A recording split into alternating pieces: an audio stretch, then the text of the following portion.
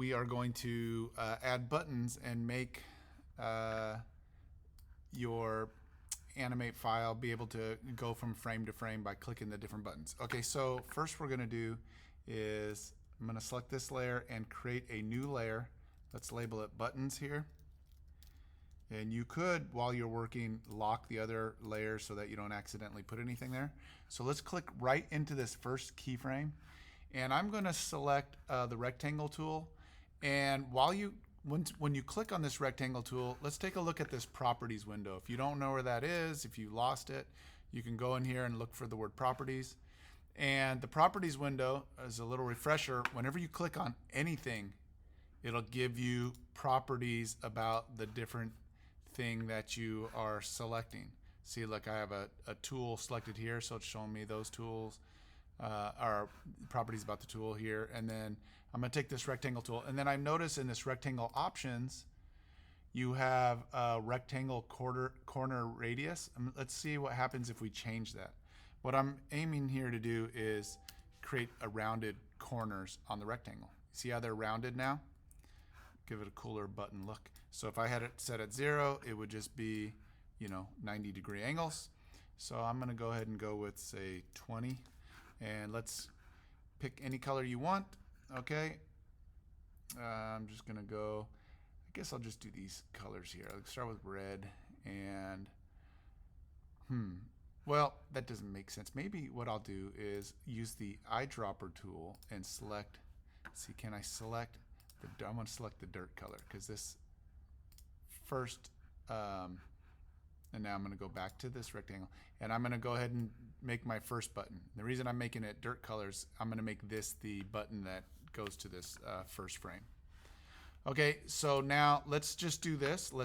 I have the other layers locked, so with this black arrow, I'm going to select around this, and I'm going to say modify convert to symbol, and we need to select button. So it's probably started at movie clip, and you need to change it to button. And let's label this. I'm going to call this button 1. Okay, and then we want to give it an instance name. What is an instance name? So if you see this over here, this thing instance name, when we write code, we can talk to the computer or talk to the, we could write code and refer to this instance name and make things happen. And so let me click off of it. You see the properties changed. I'm going to click it again, and I'm going to call this button 1. Just the typing really does matter how you label it, so I'm not going to put any spaces or anything.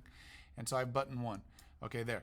Now let's make a second button for button 2. Let's see what things look like here. I'm going to pick the color of just one of the continents. Okay, and I guess I was playing favorites to North America there, since that's where we are. And I'm going to take this rectangle tool and same thing. I already have the 20. I'm going to try to make it exactly the same. Probably not going to, but good enough. And I'm going to go ahead and select this and convert this to a symbol, and then we'll write code and you'll see how this works. So we'll go modify, convert to symbol. Call this button, let's go button continents. How about that? So in the library, it'll be known as button continents, but since it's just going to go to frame 2, I want it to be known as button 2. Okay, now there's frame 1, frame 2, and if you notice, since the buttons only have a keyframe here and then it's just regular frames afterwards, that's why it appears on all of the frames when I go across the timeline. I'm going to select this button here, and we're going to put some code on it. Let's go Window Actions. Window Actions is right there. Let's have the Actions window open, and then we're going to go Window Code Snippets. Going to make your life easier. We're going to have code snippets open, and we're going to just let the computer write the code for us. So make sure this button's selected. You can see in the Properties window it says button 2 there, and we are going to use this folder called ActionScript. Let's open this up. And we are going to write some code dealing with timeline navigation. And we're going to open that up. And we want this one right here. We want to click the button, and go to frame and stop on a frame. So when I double click this, you're going to notice code is going to go into my actions frame. So let's double click right here. and it's writing some code. You could always find this code in here. And it says button 2, add an event listener, and it's saying when when you click on it, when you click on this button, this function's gonna happen. Now this function, you could name this anything. And here's the function down here. This right here could be whatever you wanted it to name. I'll actually prove that later on, and I'll just change the name here.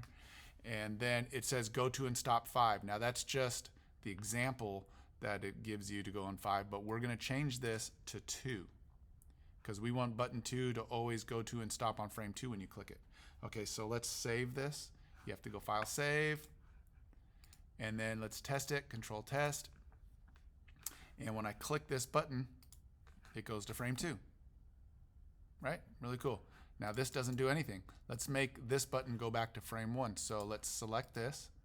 We have button 1.